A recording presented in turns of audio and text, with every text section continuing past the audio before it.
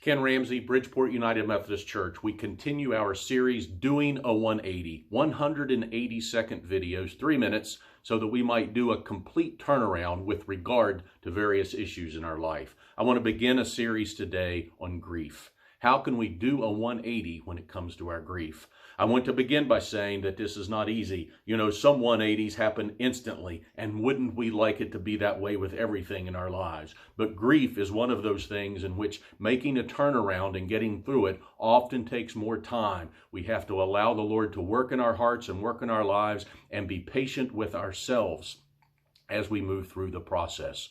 One of the things to begin with is to know about the stages of grief, and I'll briefly mention those so that you can examine your own heart prayerfully and see where you may be in these stages of grief. There's denial, where I just absolutely deny what's happened and what's going on. There's anger, and anger brings with it a mixture of emotions. Sometimes guilt is associated during the anger stage, and people often stay in that stage of grief for a long time. Then there's bargaining. This is when we sort of say, what if I do this? Lord, if I do this, will you do this? Let's make a deal, God, so that I can get through this.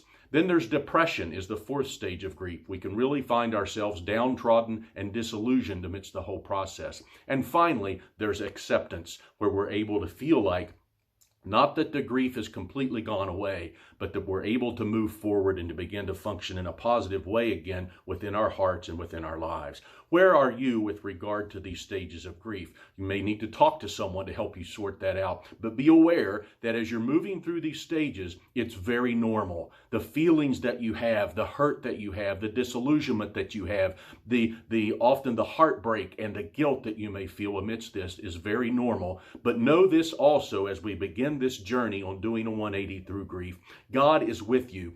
Number one, He's no stranger to grief.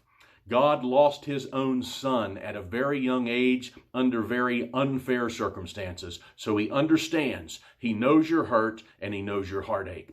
Where can you look to begin to move through these stages as you move through them? Where can you look for help? I found a special help in the Psalms, and we'll be looking at a couple of those moving forward in the series. But today I share with you a verse from Psalm 42. Why are you cast down, O my soul? Why are you disquieted within? Hope in God, whom again I shall praise, my help and my God. Grief creates a real sense of chaos and disquietness deep within our souls. And the psalmist is saying, I'm acknowledging that feeling, but I'm going to keep moving forward, and my hope is going to be in the Lord. So as we begin the journey of doing a 180 with regard to your grief, let's start by knowing God's no stranger to grief. He knows exactly what you're feeling, and those feelings are normal, and He'll walk with you through it.